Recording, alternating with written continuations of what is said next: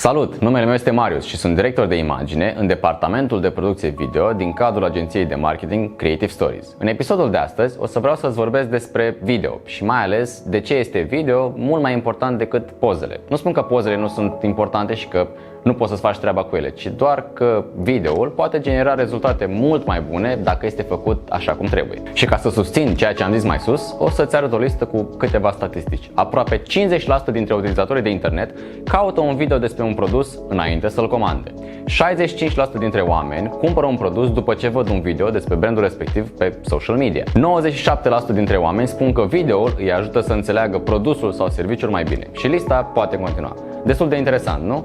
Poate că deja te gândești, ok, deci videoul este important pentru afacerea mea, dar ce video aș putea eu să fac? Ei bine, o să-ți prezint câteva tipuri de videouri pe care le poți face indiferent de domeniul în care activezi. Videourile explicative, după cum le spune și numele, sunt videourile în care te poți filma pe tine sau pe oricine altcineva în timp ce descrie compania ta, ori produsul sau serviciul pe care tu îl oferi. Testimoniale de la clienți, unde poți să faci o listă cu întrebări sau poți să rogi oamenii care deja au beneficiat de serviciile sau de produsele tale să se filmeze în timp ce îți spun părerea despre produsul tău. Videourile de produs în care poți să explici sau să arăți ce anume face produsul tău sau cum se folosește. Și astea sunt doar 3 exemple dintre multele altele pe care le poți face chiar de mâine pentru a-ți duce business-ul la următorul nivel. Acum că ai înțeles de ce videoul este atât de important pentru afacerea ta și care sunt câteva dintre tipurile de videouri pe care le poți face, în episodul următor o să-ți explic cum poți să faci chiar tu genul ăsta de videouri folosind doar un telefon și o fereastră. Iar pentru că noi, echipa Creative Stories, ne dorim ca de lucrurile cu adevărat bune să afle cât mai multă lume,